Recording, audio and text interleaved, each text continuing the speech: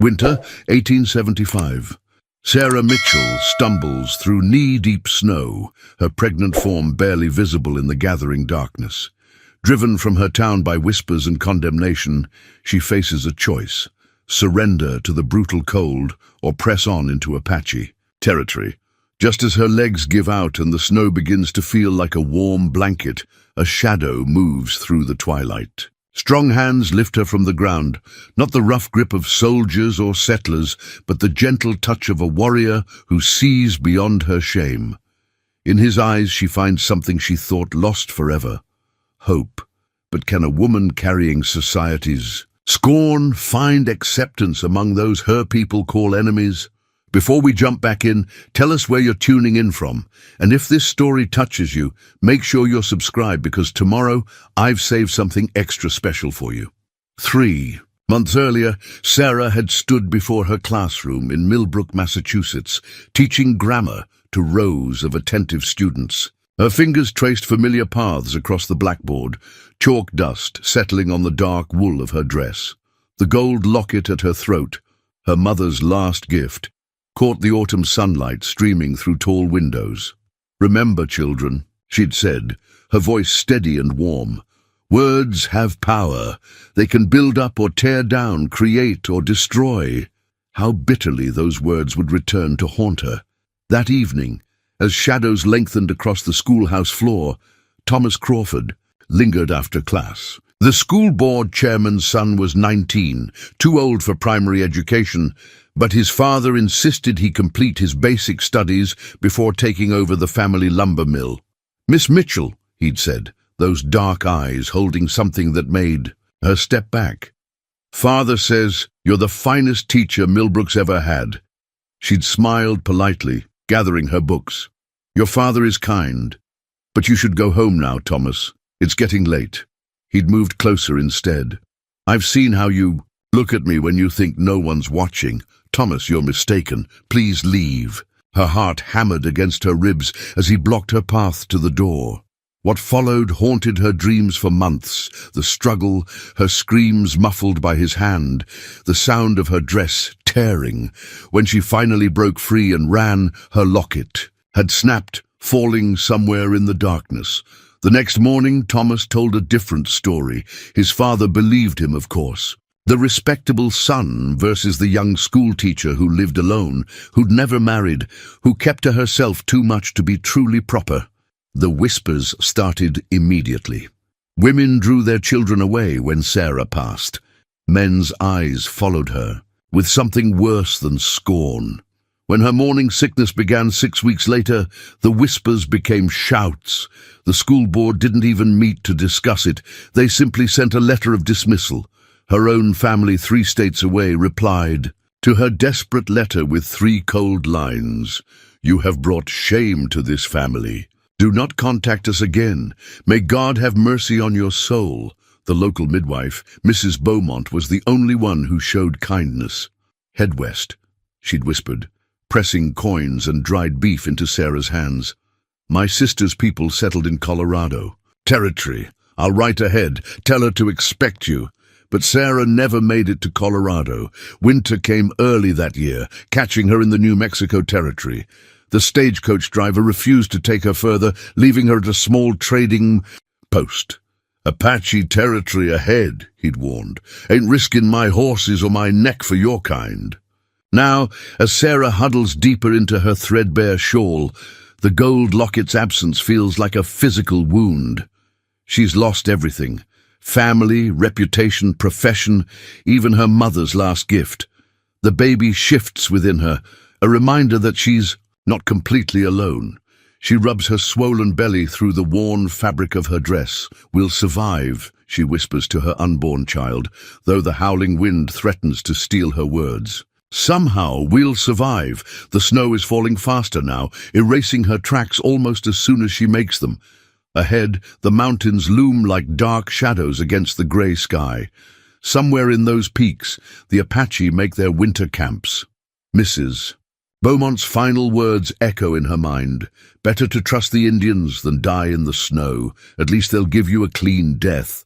Sarah takes another stumbling step forward. Clean death or not, It's her only choice now.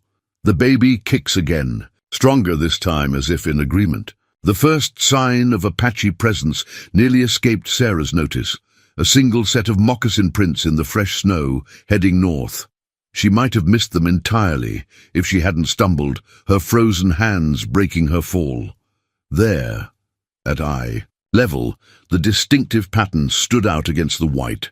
A clear heel mark, the ball of a foot, moving with purpose through the storm. Sarah's education had included nothing about tracking, but 3 months on the trail had taught her to read, the basic language of the wilderness. These tracks were fresh, perhaps only hours old. She pulled herself up, one hand braced against a snow-laden pine, the other cradling her swollen belly. The torn letter of dismissal from the school board crinkled in her pocket. Her last piece of paper, now serving as tinder for fires she could rarely risk lighting. The irony wasn't lost on her. The very document that had destroyed her old life might help preserve her new one. The wind changed direction, bringing with it the faintest scent of wood smoke. Sarah's heart quickened. Smoke meant fire, and fire meant people. But in these mountains, people could mean either salvation or death. She stood motionless, weighing her options. The storm was worsening, the temperature dropping with the sun. Her supplies had run out 2 days ago. No food, no water except what she could melt in her mouth. The baby had been unusually still today, conserving energy, instinctively knowing its mother's desperation. A branch cracked somewhere in the gathering darkness. Sarah whirled toward the sound, her movements clumsy with cold and fear. Nothing moved in the grey twilight except falling snow, but she could feel eyes on her now. The hairs on the back of her neck stood up, and her breath came in quick, visible puffs. "Please," she whispered. Though to whom? God, the watching eyes, or her? Unborn child, she wasn't sure. "Please!" Another crack, closer this time. A shadow detached itself from a stand of juniper trees. Sarah's legs gave way, and she sank to her knees in the snow. The shadow resolved itself into a man, tall, wrapped in furs, a rifle held casually, but ready in his hands. His face bore the weathered features of the Apache, his dark eyes regarding her with neither hostility nor compassion. Behind him, 2 more figures emerged from the trees. One carried a bow, already strung but not drawn. The other held only a long knife, its blade catching what little light remained in the storm. Sarah didn't move. She couldn't if she wanted to. Her legs had gone numb, and exhaustion dragged at her like lead weights. The first warrior took a step closer, then stopped. His eyes moved from her face to her swollen belly, and something flickered in his expression. He spoke, his words incomprehensible to her ears, but somehow gentle in tone. When she didn't respond, he tried again in heavily accented Spanish, which Sarah knew only from her brief time at the trading post. "Lost?" he asked, making it sound more like "lost-o." Sarah nodded, her teeth chattering too hard to speak. The warrior conferred briefly with his companions, their voices low and musical in their native tongue.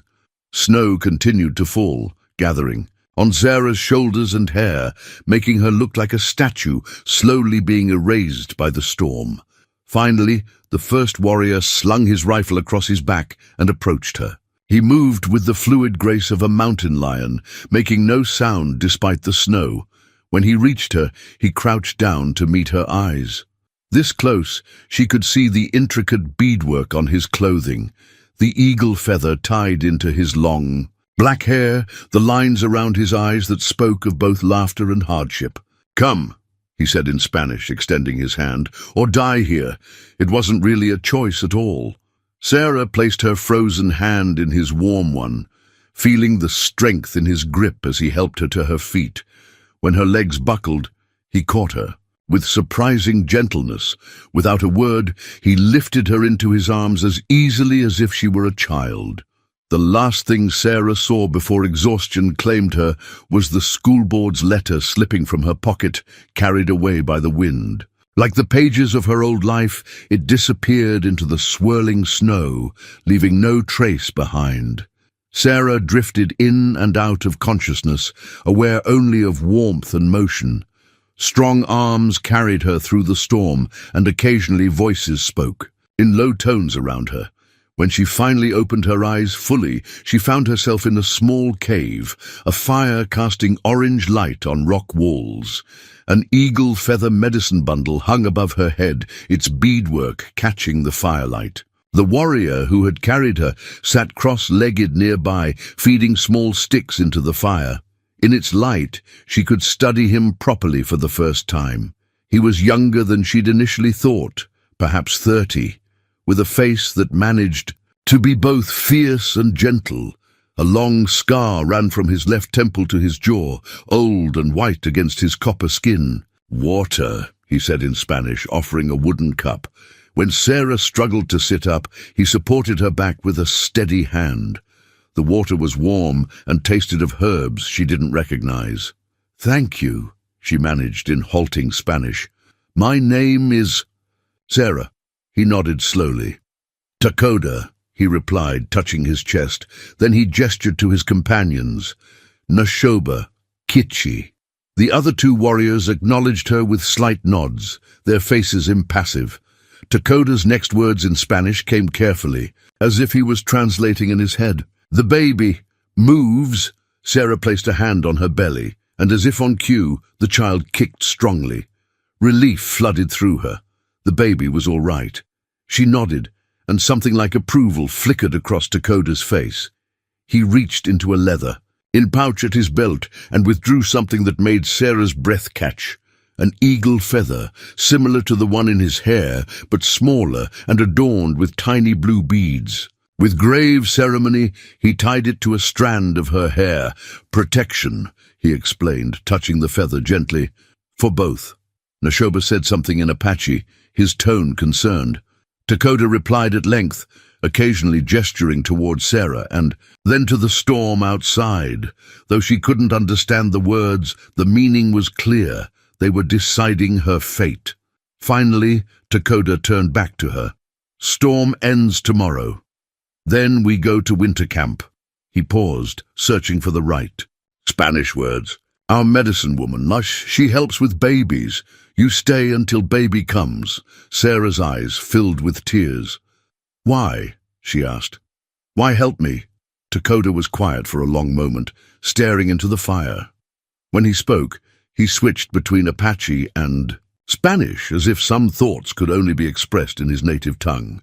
"Many winters ago, my sister—" He touched his chest, pain briefly crossing his features. "White soldiers came. She ran into storm, heavy with child. No one helped her." He met Sarah's eyes. "Creator shows you to us. We help. The depth of the tragedy and the grace of its resolution through her own salvation struck Sarah to her core." She reached out hesitantly and touched Takoda's hand. "I'm sorry about your sister." He allowed the contact for a moment before gently withdrawing his hand. Standing, he moved to the cave entrance, where Kitchi had been keeping watch. The two men spoke quietly while Nashoba tended the fire. Sarah sipped more of the herbal water, feeling strength slowly return to her limbs. Her wet clothes had been covered with soft furs, and someone had wrapped her feet in rabbit skins. The cave was small but warm, and for the first time in months, she felt safe. As night deepened, Takoda returned to the fire. He settled nearby, close enough to watch over her, but far enough to maintain propriety. Opening a small bundle, he revealed strips of dried meat.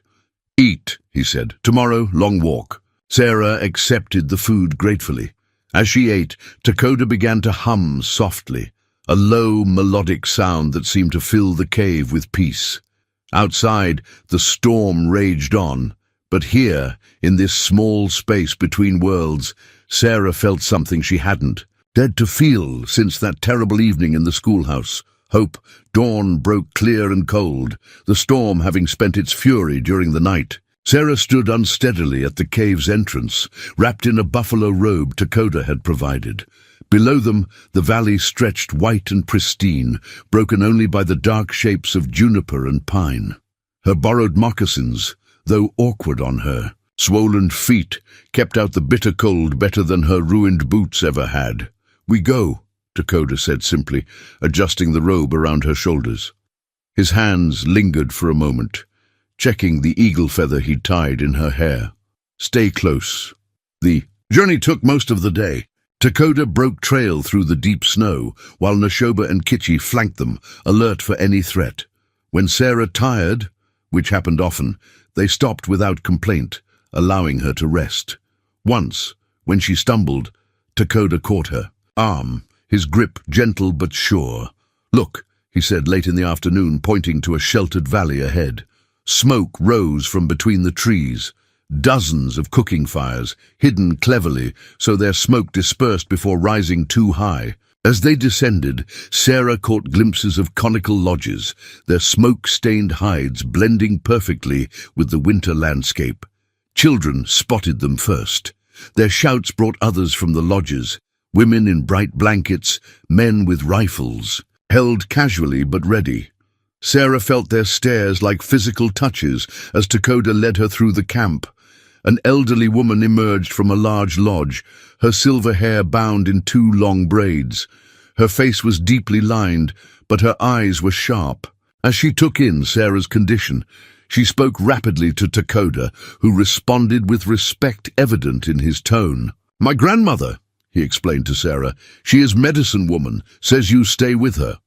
Before Sarah could respond, a man pushed through the gathering crowd. Unlike the others, he wore a mixture of Apache and white man's clothing, a cavalry, coat incongruous over buckskin leggings. His face was hard as he confronted Dakota. "Brother," he said in clear English, "have you lost your mind, bringing a white woman here?"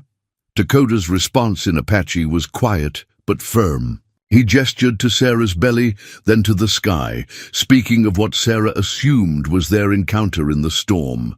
The man's face remained stern, but something in Dakota's words seemed to reach him.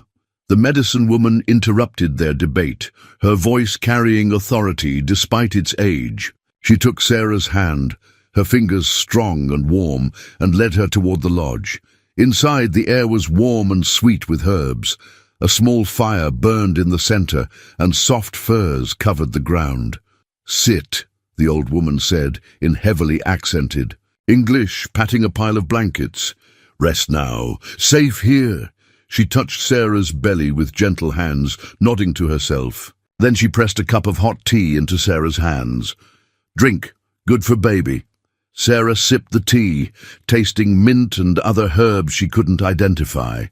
Outside, she could hear the continued debate, but the medicine woman seemed unconcerned.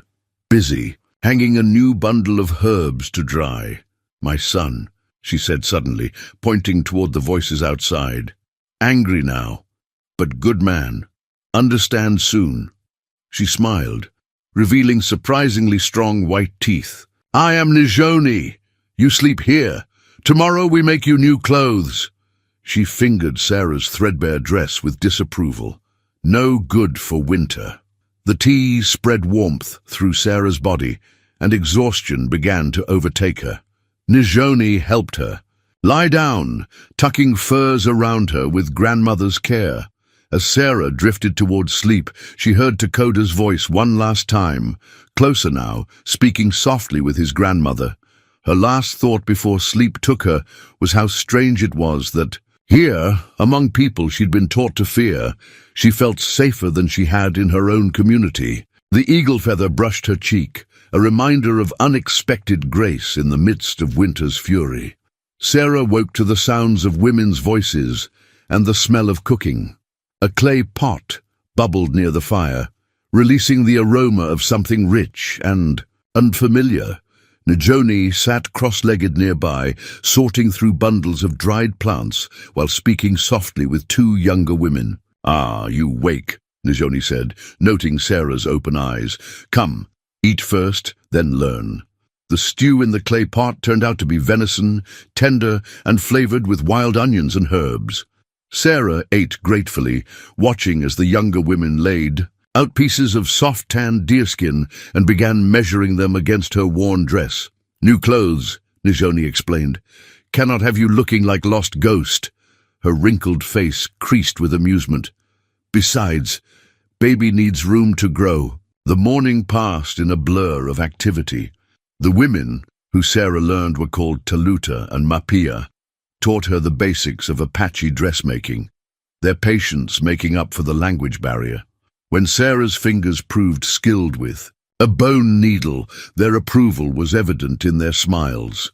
"Teacher hands," Taluta said in halting English, touching Sarah's calloused fingers. "Good for medicine work too, maybe." Around midday, Takoda appeared at the lodge entrance. He looked different in the daylight, less mysterious but no less impressive. He carried a bundle wrapped in hide. "For you," he said, placing it beside Sarah. Inside was a pair of beaded moccasins, sized perfectly for her swollen feet. The beadwork pattern matched the eagle feather in her hair. "Thank you," Sarah said, touching the intricate beading. "They're beautiful." Takoda shrugged, but pleasure flickered in his dark eyes. "Need good shoes to walk new path." He hesitated, then added, "When you're ready, I show you camp. Learn our ways?" Before Sarah could respond, his brother appeared behind him. The man's face had softened somewhat since yesterday, though wariness remained in his stance. "If she's to stay," he said in English, "she should know who we are."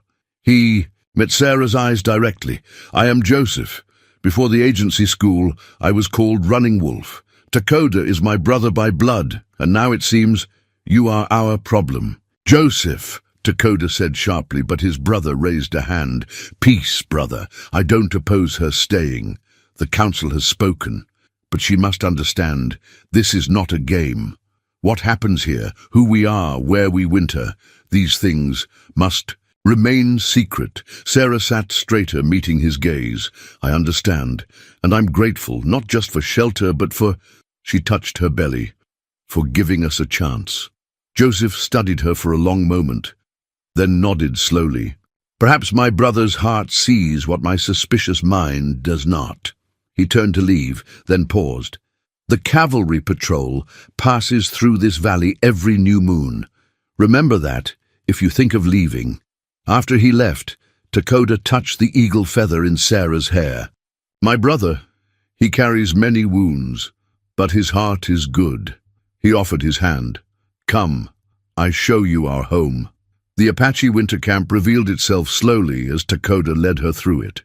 What had seemed like random placement of lodges actually followed a careful pattern, providing both protection from the elements and clear lines of sight in all directions. Women worked at cooking fires, scraping hides, or crafting winter goods. Children played in the snow, their laughter bright in the cold air. Men maintained weapons, repaired equipment, or stood guard at discreet posts around the perimeter. "Your people are very organized," Sarah observed, remembering the chaos of pioneer camps she'd passed on her journey west. Takoda smiled slightly. "We survive because we understand the land, each other. Everything has purpose, pattern." He stopped near a group of women preparing hides. "Like this, each woman has special skill. One scrapes best, one smokes best, one sews best.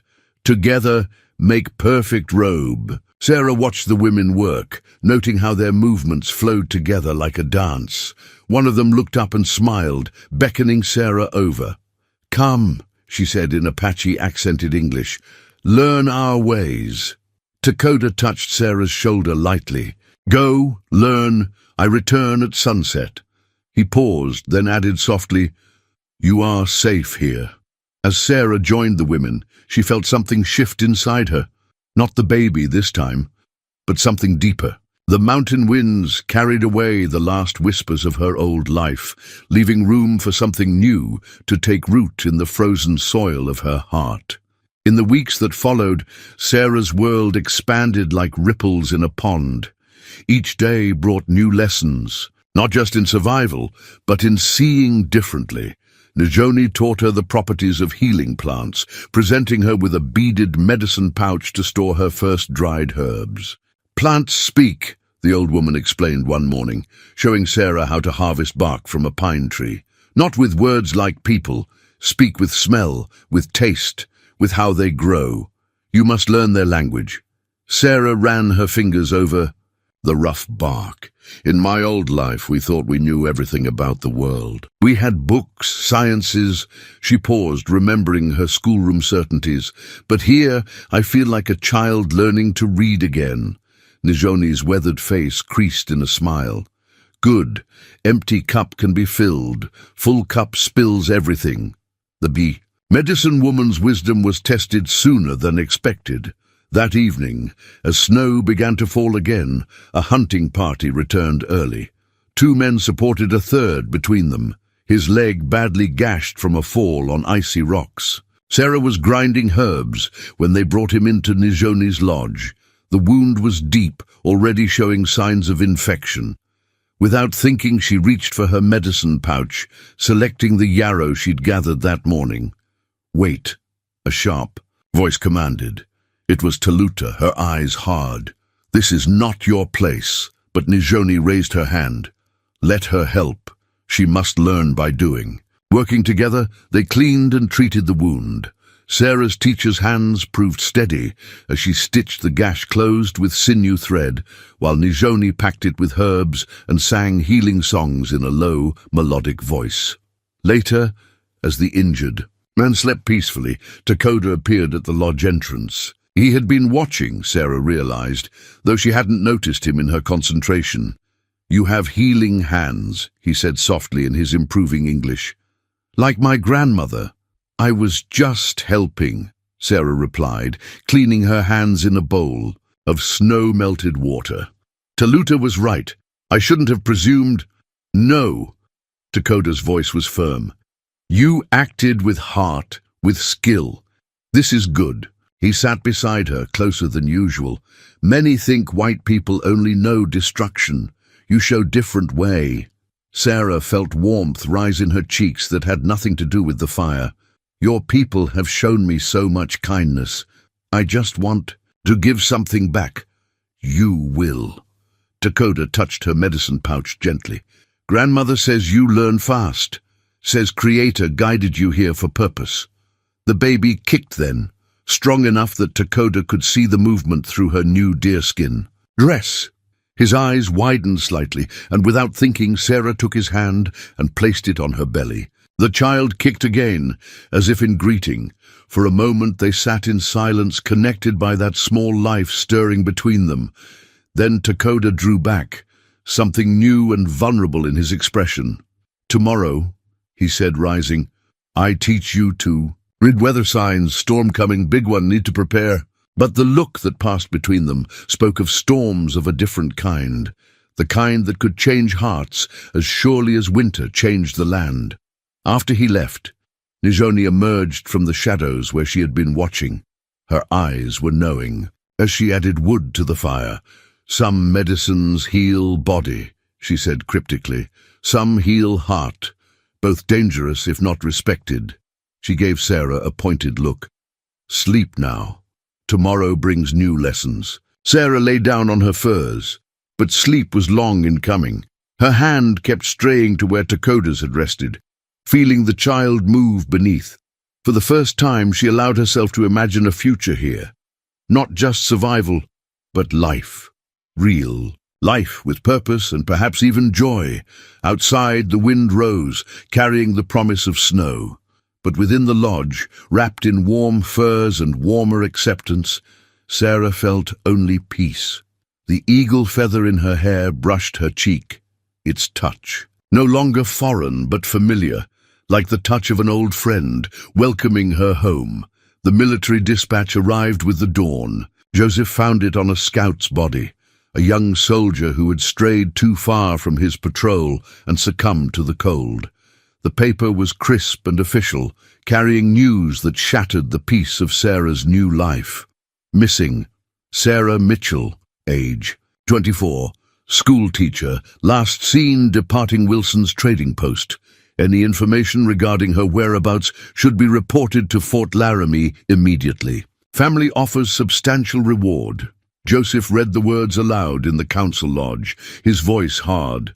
They search the wrong territory, but they search nonetheless. He fixed Sarah with a stern gaze. What aren't you telling us? Sarah's hands trembled as she touched the eagle feather in her hair, drawing strength from its presence. My family. They said they never wanted to see me again. Why would they offer a reward? Perhaps, Dakota spoke from the shadows, they fear scandal more than... They hate shame. He moved to stand beside her, his presence steadying. Tell us everything. And so she did. The full story poured out. Thomas Crawford's attack, his father's influence, the town's condemnation. As she spoke, she saw understanding dawn in Joseph's eyes. They don't want to find you, he said slowly. They want to silence you. Dakota's hand found her shoulder, squeezing gently. No one will touch you here. But they endanger all of you, Sarah protested. If they expand the search, then we move. Joseph interrupted. We have survived worse. He studied the dispatch again. But you must choose, Sarah Mitchell. Stay and become truly one of us, or go back and face their justice. She stays. Nizoni's voice cut through the tension. The old woman entered the lodge like a spirit, her eyes bright with certainty. The child she carries will bridge two worlds. I have seen it. Sarah felt the baby move, as if in agreement. She thought of her old life, the prim schoolhouse, the rigid rules, the harsh judgment. Then she looked around the lodge at these people who had taken her in, taught her, protected her. I choose here, she said firmly. I choose my child's future over my past's shadows. Dakota's hand tightened on her shoulder. Later, he would tell her his own story, how his first wife died in childbirth, how he had sworn never to open his heart again. But that was yet to come. For now, Joseph nodded slowly. Then we burn this, he said, touching the dispatch to the lodge's fire, and pray your past burns with it. They watched the paper curl and blacken, military precision reduced to ash. As the flames died down, Nizoni began to sing, a low, powerful melody that seemed to vibrate in Sarah's bones. A blessing, Dakota whispered, for protection, for new beginnings. Outside, snow began to fall again, covering tracks, erasing signs of the past. Sarah thought of Thomas Crawford and his father, of her own family's betrayal, of all the neat, ordered lies that had shaped her former life. Here, in this lodge with these people, surrounded by song and firelight, those memories seemed to fade, like the burned dispatch, not gone, but transformed into something powerless. The future, uncertain as it was, called more strongly than any echo of the past. That night, as the storm raged outside, Sarah dreamed of her child running free under summer skies, equally at home in all worlds. When she woke, her cheeks were wet with tears, but they were tears of hope, not sorrow.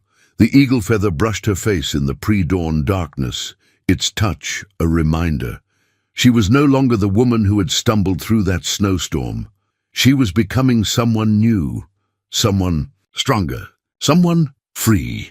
Sarah's hands moved steadily as she wove the blanket, incorporating both Apache patterns and the geometrical designs she remembered from her grandmother's quilts. Beside her, Nizoni nodded approvingly at the emerging design. Good, the old woman said. You weave two worlds together, like your child will do. Their quiet work was interrupted by shouts from the edge of camp. A hunting party had returned early, supporting two injured men. Sarah recognized Kitchi among them, blood staining his leggings. Rock slide, someone called out in Apache. Two hurt bad. Without waiting for permission, Sarah gathered her medicine pouch and hurried to help. Months of learning under Nizoni had taught her confidence, and her hands moved surely as she assessed the injuries. Kitchi had a deep gash in his thigh, while the other hunter's arm was clearly broken. Working together, Sarah and Nizoni set the bone and cleaned the wounds, their movements synchronized by practice. Sing. Njoni commanded as they worked. Medicine is more than herbs. Sarah's voice joined the old woman's, the healing songs, now as familiar as the hymns of her childhood. Around them, the tribe gathered, watching as white and Apache hands worked together to save their hunters. Hours later, with both men resting comfortably, Takoda found her by the stream where she was washing the blood from her hands. "You did well today," he said softly. "The tribe sees it, even those who doubted you." Sarah dried her hands on her dress, noticing how the beadwork caught the fading light. "I'm just grateful I could help. Kitchi saved my life that night in the storm. Today, I could repay a small part of that debt." "There is no debt between family," Takoda said. The word hung in the air between them, heavy with meaning.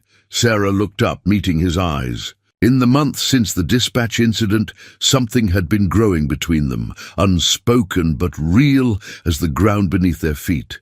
"Takoda," she began, but he raised his hand. "Wait. There is something you should know." He sat beside her, his shoulder just touching hers. "My first wife, she died in childbirth. The midwife said the baby was turned wrong. I could not save either of them." Sarah's heart ached at the pain in his voice. "Is that why you saved me that night? At first, perhaps. But now?" He touched the eagle feather in her hair, his fingers lingering. "Now I see Creator had larger plan. You heal others, but maybe you also heal me." A flutter of movement in her belly drew both their attention. Without hesitation this time, Sarah took his hand and placed it where the baby kicked. Takoda's breath caught. "Strong," he whispered, "like its mother, like its future father." The words slipped out before Sarah could stop them. Takoda's hand stilled, but didn't withdraw. "You would accept such a thing, to be wife to an Apache warrior?" "I already accepted this as my people," Sarah said. "My heart simply followed where my feet had already walked." He smiled then, a rare, full smile that transformed his serious face. "My grandmother says you were born white by mistake, that your soul has always been Apache." From the main camp, voices rose in an evening song. The sun painted the snow in shades of rose and gold, and somewhere in the distance, an eagle cried out. "There will be those who oppose," Takoda warned. "Both your people and mine." Sarah thought of the half-finished blanket in her lodge, with its blended patterns. "Then we show them a new way, like this child will do." Takoda stood, drawing her up with him. His hands framed her face with infinite gentleness. "Tomorrow, I speak to the council. Tonight," he pressed his forehead to hers in the traditional Apache gesture of affection. "Tonight, we begin our story."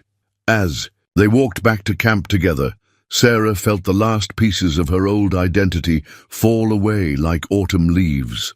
The woman who had taught grammar in a prim schoolhouse was gone. In her place stood someone stronger, someone who could weave together different worlds into something new and beautiful.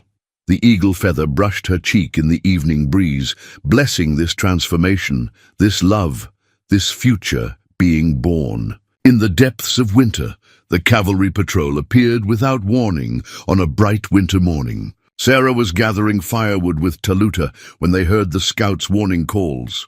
Through the trees, sunlight glinted off brass buttons and steel sabers. "Inside," Taluta hissed, pulling Sarah toward the nearest lodge. But it was too late. A shout went up from the soldiers. "There, a white woman!" The sound of hoofbeats grew closer. Sarah's heart pounded as she saw the patrol emerge from the trees. 12 men, led by a lieutenant whose young face was hard with purpose. A broken cavalry sword hung at his saddle, its blade stained with old blood. "Miss Mitchell?" the lieutenant called out. "Sarah Mitchell?" Before she could respond, Takoda appeared beside her, his rifle held casually but ready. Joseph materialized on her other side, and suddenly the woods were alive with Apache warriors, appearing like shadows among the trees. "This woman is under our protection," Joseph said in clear English. "She is here by choice." The lieutenant's face flushed. "She's Been reported missing. We have orders to return her to her family." "My family?" Sarah stepped forward, one hand resting on her swollen belly. "The same family that disowned me? Or do you mean the Crawfords, who want to silence me?" Confusion flickered across the young officer's face. "Ma'am, I don't know about any of that. I have my orders. And we have our laws," Dakota said quietly. "She carries my child. She is Apache now." The lieutenant's hand moved to his pistol. "An Apache? Miss Mitchell? Has this savage forced himself on you?" Sarah felt rage rise in her throat. "The only man who ever forced himself on me was Thomas Crawford, a pillar of white society. These savages saved my life and my child's life. They offered shelter when my own people cast me out." The soldiers shifted uneasily in their saddles. The lieutenant looked from Sarah to Dakota, then to the warriors hidden in the trees. His young face showed the strain of an impossible decision. "Lieutenant," Joseph said smoothly, "you have 12 men. We have many more, but blood need not be shed today. Return to your fort. Report that Sarah Mitchell chose her own path, that she is safe and well. And if I don't?" Dakota's voice was soft, but carried clearly. "Then you learn why the army fears Apache territory." A tense silence followed. Sarah could feel the weight of dozens of arrows aimed at the patrol. One wrong move would turn the snow red. Finally, the lieutenant raised his hand. "Stand down, men." He looked at Sarah. "You're certain this is your choice, Miss Mitchell?" "My name is Sarah," she said firmly. "And yes, I have found my home." The lieutenant nodded slowly. "Very well, but understand, others may come. The Crawfords have influence. They won't let this go easily." "Then they will find us ready," Dakota said. The patrol wheeled their horses, preparing to leave. But the lieutenant paused, looking back at Sarah. "For what it's worth, Miss Sarah, there were rumors about Thomas Crawford, other women, but his father's money kept them quiet." Sarah felt Dakota's hand slip into hers, warm and strong. "Here," she said, "truth matters more than money." They watched the patrol disappear into the trees. Only when the last hoofbeat faded did the tension break. Warriors emerged from their hiding places, and Sarah realized just how many weapons had been trained on the soldiers. "They will be back," Joseph said grimly. "With more men." Dakota nodded. "Then we prepare. The winter camps can be moved. Our people have done it before." "No," Sarah said suddenly. "We shouldn't have to run. This is your land, our land. We defend it." The brothers exchanged a look that mingled surprise and approval. "She speaks like Apache," Joseph said, a rare smile crossing his face. "She is Apache." Nijoni's voice came from behind them. The old woman approached, carrying Sarah's medicine pouch. "The time has come to prepare for battle, not with weapons, but with stronger medicine." As the camp burst into activity around them, Sarah felt the baby move restlessly. She pressed her hand to her belly, sending silent reassurance. They would face whatever came together. This child of two worlds, protected by the strength of its chosen people. The broken cavalry sword lay forgotten in the snow, a relic of old conflicts supplanted by new bonds, stronger than steel. The storm struck without warning, turning the twilight into a howling wall of white. Sarah's labor pains had begun at dawn, and now, as darkness approached, they grew stronger with each passing hour. Inside Nijoni's lodge, the air was thick with herbs and the sound of ancient songs. "Breathe," Nijoni commanded, pressing a warm cloth to Sarah's forehead. "The child chooses a powerful time to come." Sarah gripped the birthing ropes that hung from the lodge poles, swaying through another contraction. Around her, women moved, in practiced patterns. Taluta tending the fire, Mapia preparing clean cloths, others singing the birthing songs that had welcomed Apache babies for countless generations. "Something's different," Sarah gasped as the contraction peaked. "The pain, it's not like before." Nijoni's hands moved quickly over Sarah's belly, her expression changing. "The baby turns wrong." she said in Apache to the other women, then to Sarah in English, like Dakota's first wife. Fear gripped Sarah's heart, but her healer's training took over. There's a way, she panted. In my old life, I saw it once. The doctor turned the baby. Nizhoni nodded sharply. Show me. Between contractions, Sarah guided the old woman's hands, demonstrating the turning technique she'd witnessed years ago. Nizhoni's weathered fingers moved with surprising gentleness, combining Sarah's knowledge with her own decades of experience. Outside the lodge, they could hear men's voices, Dakota and Joseph among them, keeping vigil in the storm. A particularly strong gust shook the lodge poles, and Sarah cried out as another contraction seized her. The baby turns, Nizhoni announced, but now comes the hard part. She began a new song, one Sarah had never heard before. The other women joined in, their voices rising above the storm's fury. Sarah lost track of time, lost in a haze of pain and song and prayer. She found herself mumbling fragments of half-remembered hymns from her childhood, their words mingling with Apache prayers in a desperate symphony. Good, Nizhoni encouraged. Sing to your child. All spirits listen tonight. Through the fog of pain, Sarah became aware of another presence in the lodge. A figure seemed to stand in the shadows, a woman in Apache dress, her face both familiar and strange. Dakota's first wife, Nizhoni whispered, seeing Sarah's gaze. Fix on the shadow. She comes to help, not to harm. The dead know when to aid the living. Whether fever dream or spiritual truth, the presence brought a strange comfort. Sarah felt hands supporting her, both physical and ethereal, as her body worked to bring new life into the world. The head comes, Taluta announced. One more push, sister. Sarah gathered her remaining strength, thinking of everything that had led to this moment. The schoolhouse, the storm, the eagle feather that still hung above her sleeping furs.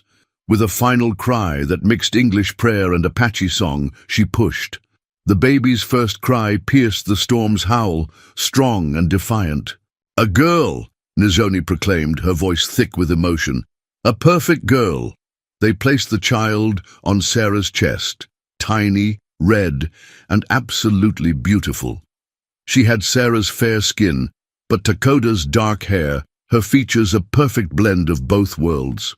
She carries both medicines, Nizhoni said softly, touching the baby's cheek. Just as I foresaw. The storm began to ease, as if it too had been waiting for this moment. Outside, they heard Dakota's voice raised in a song of thanks, joined by other warriors. What will you name her? Taluta asked, as she helped clean and wrap the infant. Sarah looked down at her daughter, seeing in her face all the possibilities of a new future. Dawn, she said. In Apache, she added, looking at Nizhoni. Nalini, the old woman nodded. A good name. She comes with the new day, bringing light. The shadow in the corner seemed to smile before fading away, its purpose fulfilled. Sarah felt tears on her cheeks, tears of joy, of gratitude, of triumph over death itself. As the women prepared mother and child for their first night together, Sarah heard the storm's last sigh fade into peace. Her daughter, Nalini, slept contentedly, unaware that her very existence had bridged ancient divisions and fulfilled ancient prophecies. The long night had ended. Dawn was finally here.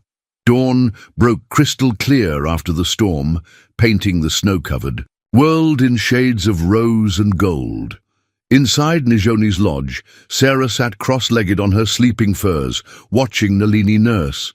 The baby's tiny fingers wrapped around one of Sarah's braids, now adorned with beads marking her as a mother. She has strong grip, Dakota said softly from the lodge entrance. Like warrior. Sarah looked up, smiling. In his hands, he held something wrapped in soft hide. The baby's first pair of moccasins, so tiny they fit in his palm. May I enter? He asked formally, though he had barely left her side since the birth. Of course. He settled beside them, his movements careful not to disturb the nursing baby. With infinite gentleness, he touched Nalini's dark hair. She has your nose, he observed. But here, he traced her chin. She is Apache. She's perfect, Sarah said. A miracle. 2 miracles. Dakota corrected. The child and her mother. He took a deep breath. Sarah, I must speak with you of important things. She felt her heart quicken. Since her labor began, there had been no time for private words between them. Now, looking at his face in the morning light, she saw both certainty and vulnerability. Among my people, he began, when a man wishes to take a wife, he must prove himself worthy, must show he can provide, protect, honor her. He laid the tiny moccasins beside them. I have made these with my own hands, as I would make all things. For our family, but before I ask what I wish to ask, you must know everything. From his medicine pouch he withdrew a small object that made Sarah catch her breath, her mother's gold locket. I found this, he said, that night in the storm. I followed your tracks backward, searching for signs of pursuit. The snow had nearly buried it. Sarah took the locket with trembling fingers. Inside, the photographs remained unchanged, her parents stern and proper, frozen in time. Why didn't you tell me before? At first you were too weak. Then I waited for you to speak of it. When you did not, I understood. Some things must be left in the past. He touched the locket gently. But now I return it, so you can choose freely. If you wish to return to your old life, I will understand. Sarah looked down at Nalini, then at the photographs in the locket. Finally, she closed it with a decisive click. My old life is in here, she said, holding up the locket. But my life now, my real life is here. My old life is in here, she said, holding up the locket. But my life now, my real life is here. She touched Nalini's cheek, then Dakota's hand. I choose this. I choose you. The smile that broke across his face was like sunrise. From outside came the sound of drums. Joseph's doing, no doubt, awaiting his brother's signal. Then Sarah, who is no longer lost, Dakota said formally, I ask you to be my wife, to share my lodge, to raise our children, to walk the good path together until we are called to the spirit world. Yes, she said simply, in English and Apache both. Yes. He kissed her then, gentle and fierce at once, while Nalini slept peacefully. Between them, the drums outside grew louder, joined by singing voices as the tribe celebrated, but the joy was interrupted by a scout's call. Through the lodge walls they heard the warning, riders coming, many riders. Dakota was on his feet, instantly, but his expression remained calm. Now we show them, he said, helping Sarah up, the strength of a family united. Sarah wrapped Nalini warmly, the tiny moccasins secure on her feet. Together, they stepped out to face whatever came, the gold locket left behind on the sleeping furs, a relic of a past life already fading like morning mist in the winter sun. The wedding necklace caught the morning light as Nijoni fastened it around Sarah's neck. Strands of polished bone and blue trade beads alternated with silver coins and tiny crosses, a beautiful blend of both worlds, like the woman who would wear it. Every bead tells story, Nijoni explained, touching each one. This for strength, this for fertility, this for wisdom. Her weathered fingers paused on one of the crosses. And these remind us that good medicine can come from many places. Outside, the camp buzzed with dual purpose, wedding preparations intermingling with defensive measures. Warriors moved through combat drills, while women prepared feast foods. Children gathered ceremonial sage while also serving as lookouts. They're still coming, Joseph reported, ducking into the lodge. He'd traded his cavalry coat for full Apache warfare regalia, his face painted for battle. But slower than expected, the snow slows them. How many? Dakota asked. He sat nearby, crafting arrows with precise movements, pausing occasionally to touch Nalini's cheek as she slept in her new cradle board. 20 riders, army-issue weapons. Joseph's face was grim, and Thomas Crawford rides with them. Sarah's hands stilled in their work of braiding sweet grass. He dares to come here, His father's money bought him a lieutenant's commission, Joseph spat. He leads the patrol. Dakota set down his arrows, moving to Sarah's side. We can delay the ceremony. Move the camp. No. Sarah's voice was firm as she stood, the wedding necklace catching the light. I won't let him take this from us too. We marry today as planned.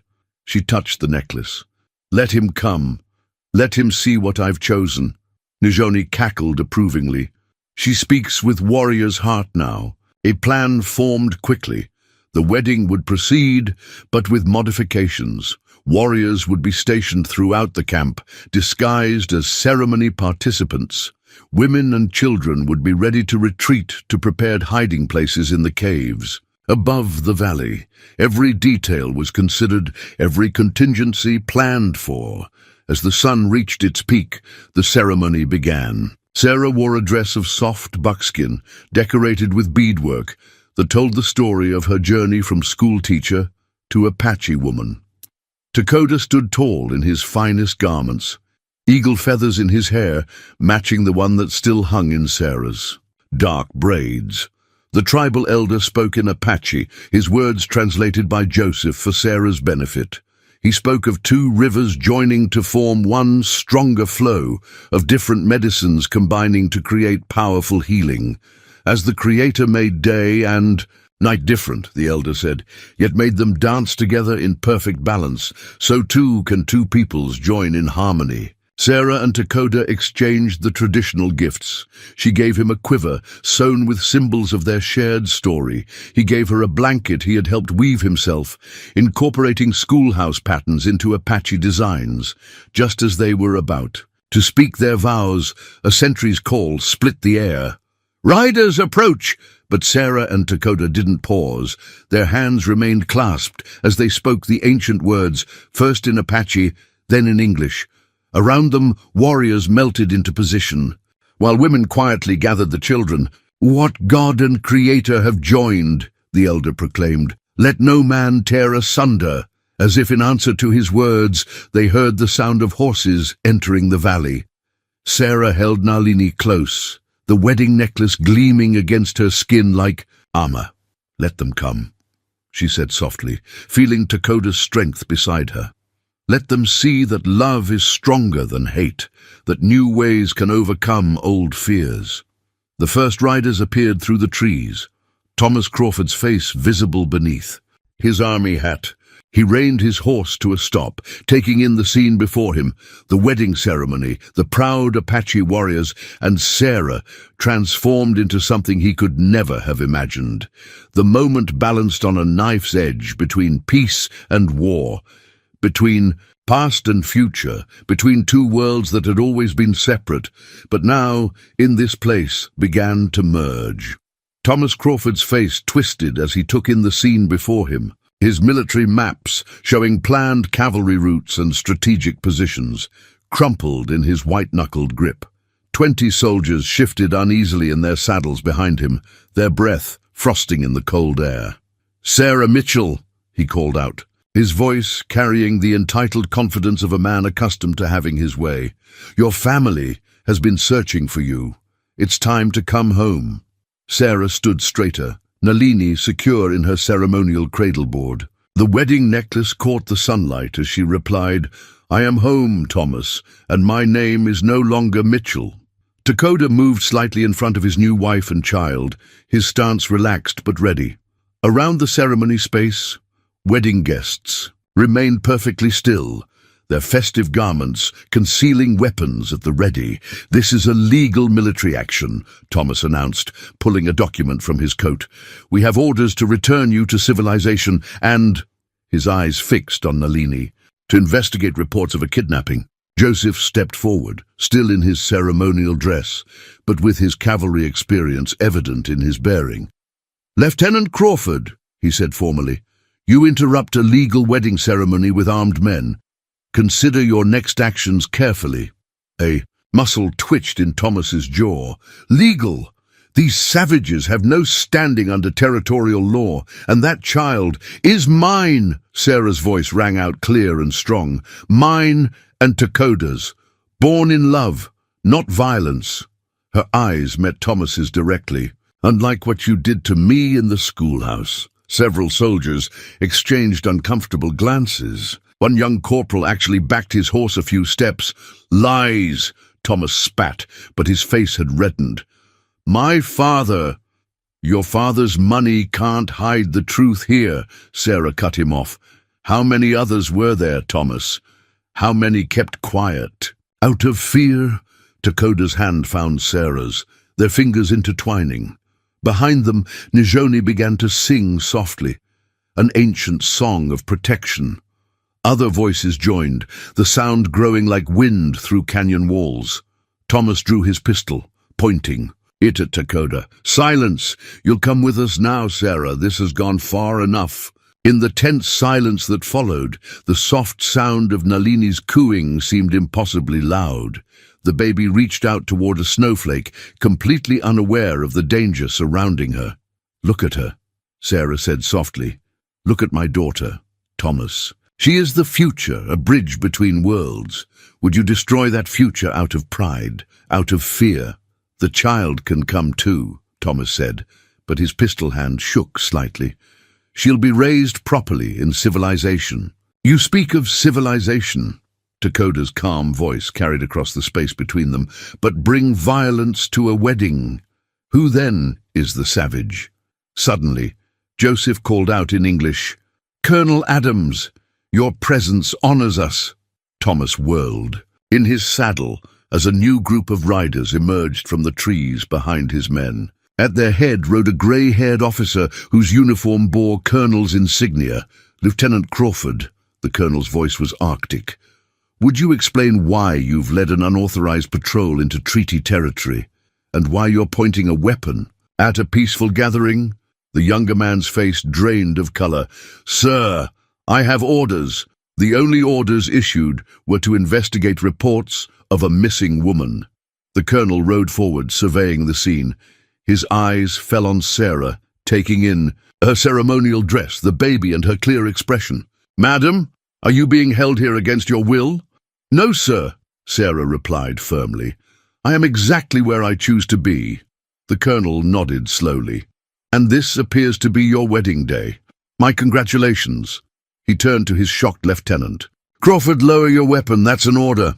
Thomas hesitated for one terrible moment, his finger tightening on the trigger. But surrounded by his own commanding officer, uncertain soldiers, and dozens of Apache warriors, he finally lowered the pistol. "Lieutenant Crawford is relieved of command," the colonel announced. "Corporal Williams, escort him back to the fort. He faces charges of unauthorized military action and—" He looked at Sarah. "Other matters we'll discuss later." As Thomas was led away, his face a mask of impotent rage, the colonel dismounted. "Chief," he addressed the tribal elder, "with your permission, I would be honored to witness this ceremony. It's past time our peoples found ways to live together in peace." The military maps fell forgotten from Thomas's saddle, their neat lines and strategic marks meaningless now in the face of a different kind of victory. One won not with weapons, but with love, truth, and the courage to forge a new path. As Crawford was led away, the peace pipe emerged from beneath ceremonial blankets. The tribal elder held it with dignified grace, its polished surface reflecting the winter sunlight. The pipe had been used for generations to seal treaties, mark peace between enemies, and bless significant moments. "Colonel," the elder spoke, "through Joseph's translation, will you share the pipe of peace? Let this wedding be more than one couple's union. Let it mark a new beginning between our peoples." Colonel Adams removed his hat, revealing grey hair and eyes that had seen too. "Much bloodshed. I would be honored," he said, accepting the pipe with appropriate reverence. The ritual smoking moved through the gathered circle, Apache warriors, remaining soldiers, wedding guests, binding them all in the ancient ceremony of peace. Sarah watched as old barriers seemed to dissolve with each shared breath. Nijoni stepped forward, her aged voice strong and clear. "Now we finish what was begun. A marriage blessed by both peoples will be twice blessed." She turned to the colonel. Will you stand witness for your people as our elder stands for ours? I would be proud to, Adams replied, understanding the significance of the moment. The wedding ceremony resumed, but now with added depth. Where before there had been tension underlying the joy, now there was a sense of witnessing something truly historic. Apache prayers mingled with Christian blessings, neither diminishing the other. Dakota and Sarah exchanged their vows again, this time with both the colonel and the elder blessing their union. When Dakota spoke in Apache, his voice carried the strength of his people's traditions. When Sarah responded in English, her words bridged the gap between worlds. I take you as my husband, she said clearly, before all peoples, under one sky, in the sight of God and Creator both. Then she repeated the words in carefully practiced Apache, earning proud smiles from the tribe. Dakota's response came in both languages as well, his English carefully pronounced, I take you as my wife before all witnesses, pledging to walk the good path together, protecting our family with all that I am. Nalini chose that moment to laugh, a bright sound that caught everyone by surprise. The baby reached out from her cradleboard, catching one of her father's eagle feathers and holding on tight. Even the children show us the way, Colonel Adams commented softly. If we're wise enough to learn from them. The elder raised his hands, speaking words of blessing that Joseph translated, what was broken is now mended. What was separated is now joined. Let no one tear apart what the Creator has blessed this day. The celebration that followed broke down the last barriers between the two groups. Soldiers who had arrived ready for battle found themselves sharing Apache feast foods, attempting to learn tribal dances, and playing with the children who no longer saw uniforms but only new friends. Sarah moved through the celebration with Nalini in her arms, Dakota at her side. She passed the spot where Thomas's military maps had fallen. Someone had used them to start one of the cooking fires, their ashes rising into the winter sky like prayers. Colonel, she said, approaching Adams as he admired the tribe's horses, with Joseph. Thank you, not just for today, but for showing that change is possible. The older man smiled sadly. I've seen too much blood spilled over fears and misunderstandings. Perhaps it's time we all learn to see with new eyes. He touched Nalini's small hand gently. This little one was born into a better world than the one I grew up in. Let's make sure it stays that way. As evening approached, the colonel prepared to lead his men back to the fort. But before he left, he made a formal declaration. This valley would be recognized as protected tribal land, and the marriage would be registered as legal under territorial law. Love, Nijoni observed as they watched the soldiers ride away peacefully, is the strongest medicine of all, stronger than hate, stronger than fear, stronger than any weapon ever made. Dakota gathered Sarah and Nalini close as the stars began to appear above the mountains. The peace pipe had been put away, but its medicine lingered, marking not an ending but a beginning, for their family, for their peoples, for the future itself. The sacred war shield hung on Dakota's back as he rode. Through the pre-dawn darkness, its surface, painted with protective symbols and adorned with eagle feathers, caught the faint starlight. He'd carried it through many battles, but never had the stakes felt higher. Riders approaching from the south, the scout reported. At least 30 men, not military. Joseph's face hardened. Crawford's men. His father's money buys many guns. The news had reached them 2 days after the wedding. Thomas Crawford had escaped custody and his father had hired mercenaries.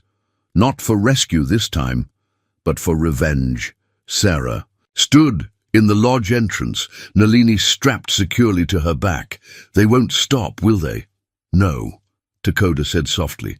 Men like Crawford cannot accept defeat. Their pride demands blood. The tribe had prepared well. Women and children were already safely hidden in the high caves with enough supplies to last weeks. Warriors had positioned themselves throughout the valley, using knowledge gathered over Generations to maximum advantage. You should go to the caves, Dakota told Sarah, touching her cheek gently. No, her voice was firm. I'm trained in medicine now. You'll need healers. She touched the war shield on his back.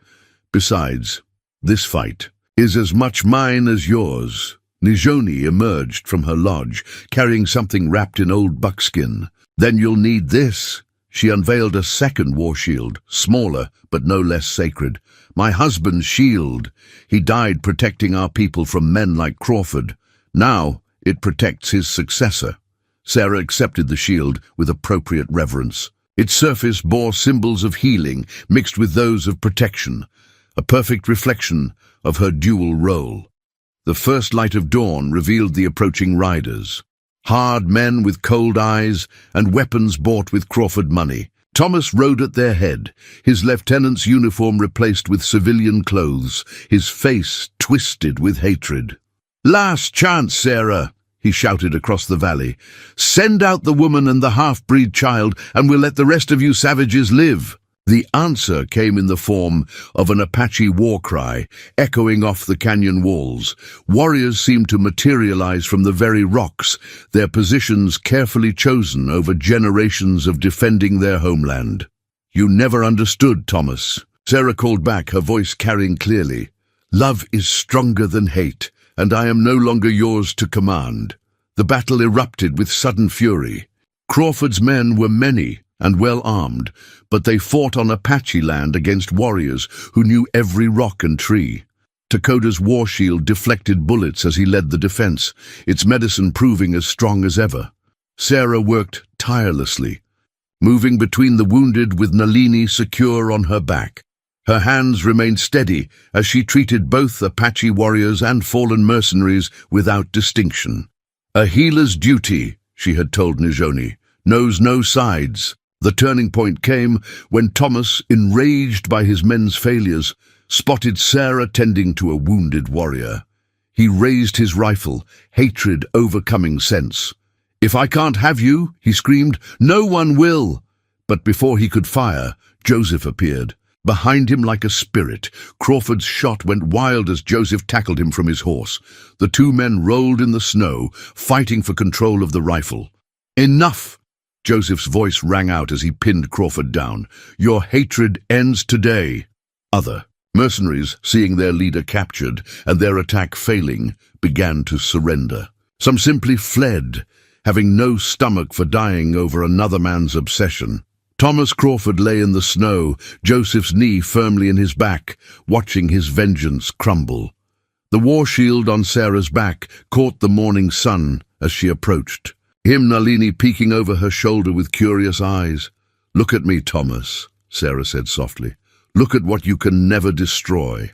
I am Apache now, a wife, a mother, a healer. Your hatred has no power here." As tribal warriors secured the remaining mercenaries, Dakota joined his family. His war shield and Sarah's hung side by side, their medicines united, their protection proven. The valley slowly returned to peace, though the snow was stained red in places. Sarah moved among the wounded, Apache and mercenary alike, offering healing to all. Her actions spoke louder than words ever could about the path forward, one where hatred could be transformed into understanding, where old wounds could finally begin to heal. The treaty document lay unrolled on a blanket in the council lodge, its formal language a stark contrast to the simple power of the gathering. Colonel Adams had returned, this time with a federal judge and proper witnesses. On one side sat the tribal council, on the other territorial representatives. Between them sat Sarah and Dakota, with Nalini sleeping peacefully in her cradle board. "Let the record show," the judge announced, "that Thomas Crawford has confessed to his crimes both against Mrs. Sarah—" He paused, looking at Sarah questioningly. "Dakota," she supplied firmly. "Sarah Dakota. Against Mrs. Sarah Dakota and against several other women who have since come forward. The Crawford family's influence in the territory is ended." Joseph, still wearing his mixture of Apache and cavalry clothing, but now with added honor badges from both cultures, translated everything into Apache. The tribal elder nodded slowly, his aged face showing cautious hope. "But we are not here merely to speak of endings," Colonel Adams said, indicating the treaty. "This document establishes this valley as protected tribal land, with recognized rights for its people. It also," he smiled slightly, "creates a formal position for a liaison between our peoples, someone who understands both worlds." Sarah felt Dakota's hand find hers as she realized what the colonel was suggesting. "You want me to be this liaison?" "Who better?" the colonel asked. "You've already built bridges we thought impossible. The territory needs more of that medicine." Nijoni cackled from her place by the fire. "See, the old dreams speak true. The child brings new ways, and the mother builds the path." The tribal elder spoke at length, Joseph translating, "We accept this treaty not from weakness, but from wisdom. Our children should grow in peace, learning the best of all ways." One by one, the signatures and marks were added to the document. Sarah signed her new name with quiet pride, watching the ink dry on the paper. Beside her signature, Dakota pressed his thumbprint, then added his name in carefully practiced English. "Letters. There is one more matter," the judge said, producing another document. "The territorial governor has reviewed the evidence about the circumstances of your departure from Massachusetts, Mrs. Dakota. He's issued a formal exoneration of all alleged wrongdoing." Sarah accepted the paper with steady hands, reading the formal declaration of her innocence. All the shame, all the whispered accusations, all the weight of social condemnation, dissolved by simple truth. "Thank you," she said quietly, "but my home is here now." "As it should be," Colonel Adams agreed, "but now it's a home protected by law as well as love." The celebration that followed blended both cultures seamlessly. Apache songs mingled with military band music brought by the colonel's men. Children played games that combined elements from both worlds, their laughter a testament to how easily the young could adapt. Sarah moved through the celebration, Nalini awake now and watching everything with bright eyes. She had just finished, helping Nijoni distribute medicine bundles to interested soldiers' wives when Dakota found her. "Happy?" he asked simply. Sarah looked around at this life she had found, so different from anything she could have imagined in her schoolteacher. "Days, more than happy," she replied. "Complete." A young Apache girl ran past, chasing a soldier's son in some new game they'd invented. Behind them, Joseph was teaching a group of fascinated officers traditional Apache hunting signals, while several warriors examined cavalry saddles with professional interest. "The world changes," Dakota observed, "like river carving new path through stone." "Is it hard?" Sarah asked. "Seeing so much change come to your people?" Dakota considered this, absently, letting Nalini grab his finger. "Change comes always. Secret is to guide it like river, not fight it like stone." He smiled at his daughter. "Besides, change brought you to us, brought her. How can this be bad?" From the darkness beyond the fires came the cry of an eagle, a rare sound at night. Everyone paused, recognizing the power of the sign. "See?" Nijoni's voice carried clearly. "Even the eagles bless this new path." Sarah touched the war shield that now hung with honor in their lodge, its surface reflecting firelight. "From this day forward," she said in Apache, her accent now almost perfect, "we walk the good path together." "All paths," Dakota corrected gently. "Together." 1 year later, the valley bloomed with spring flowers, their colors bright against the retreating snow. The mixed-culture family portrait hung in Sarah and Dakota's lodge, painted by a traveling artist who had been fascinated by their story. In it, Sarah wore her wedding necklace and Apache dress, while Dakota stood proud in traditional garments. Nalini, now walking and beginning to speak in both languages, sat between them wearing clothes that, like her, bridged both worlds. Sarah stood at the entrance of the lodge, watching the morning unfold. The valley had changed in subtle but significant ways over the past year. A small schoolhouse stood near the center of the camp, where she taught both Apache and settler children together. The lessons blended Western education with traditional knowledge, creating something entirely new. "Teacher!" A young Apache boy ran up, clutching a book in one hand and an eagle feather in the other. "Look what my grandmother gave me for learning. To read." Sarah smiled, remembering her own eagle feather, now carefully preserved alongside Dakota's war shield. "That's wonderful, running deer. Will you read to the younger children today?" The boy nodded eagerly and ran off. More children were gathering for the day's lessons, some from the tribe, others from nearby settler families who had discovered that the savage school actually offered their children unique and valuable knowledge. Dakota appeared on horseback, returning from an early patrol. Now he served as both tribal warrior and territorial peace officer, helping maintain the delicate balance between the two worlds. Joseph had helped establish this new role, drawing on his experience in both cultures. "The summer traders approach," he reported, dismounting to kiss Sarah and sweep Nalini into his arms. "And with them, something special for you." Later that day, a wagon rolled into the valley. Among the usual trade goods was a letter that made Sarah's heart skip, not with fear this time, but with joy.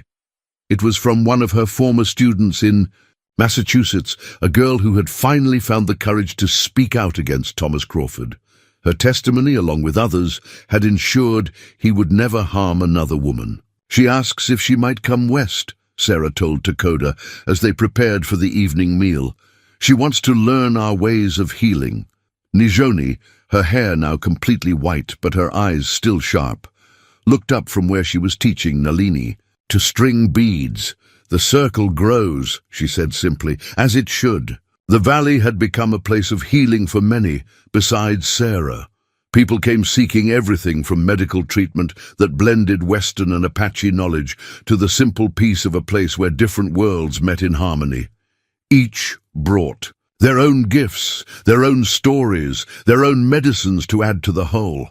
That evening, as the sun painted the sky in brilliant colors, the tribe gathered for a celebration. It was the anniversary of the peace treaty, now marked as a holiday by both Apache and settler communities. The peace pipe was passed, stories were shared, and children played games that would have been impossible a year ago. Sarah sat beside Dakota, watching Nalini toddle between her two grandmothers, Nijoni and, in a development that still amazed her, her own mother. The letter had come 3 months ago, full of apology and hope. Now the older woman spent part of each year in the valley, learning to see the world through new eyes. "Did you ever imagine this?" Sarah asked Dakota, gesturing to the scene before them. Apache warriors teaching settler children to track, former cavalry officers learning tribal dances, women from both cultures exchanging medicines and methods. "Creator imagined it," he replied, his arm warm around her shoulders. "We just listened." As if to emphasize his words, an eagle circled overhead, its cry carrying clearly to the gathering below. Everyone paused, remembering that night a year ago when another eagle had blessed their new beginning. Nalini pointed up at the bird. "Eagle!" she declared in English, then repeated it in Apache, drawing proud smiles from both grandmothers. Sarah touched her wedding necklace, feeling the crosses and beads that symbolized her journey. From outcast to bridge builder, from victim to healer, from lost soul to found heart, every step had led her here, to this place of belonging. The future stretched before them like the valley itself, full of challenge and promise. There would be hard days ahead, new barriers to break, old wounds still to heal. But here in this place where love had proven stronger than hatred, where understanding had defeated fear, anything seemed possible. As the stars began to appear, above the mountains, Sarah looked at her family, all of her family, blood and chosen, Apache and settler, past and future. In their faces she saw the truth that had saved her in that desperate winter, that the human heart, like the eagle feather, that had first marked her acceptance, knows no boundaries except those we choose to believe in.